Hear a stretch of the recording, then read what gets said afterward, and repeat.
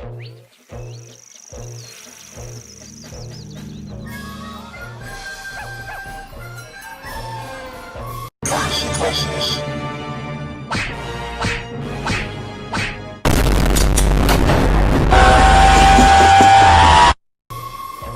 will punch you with friendship!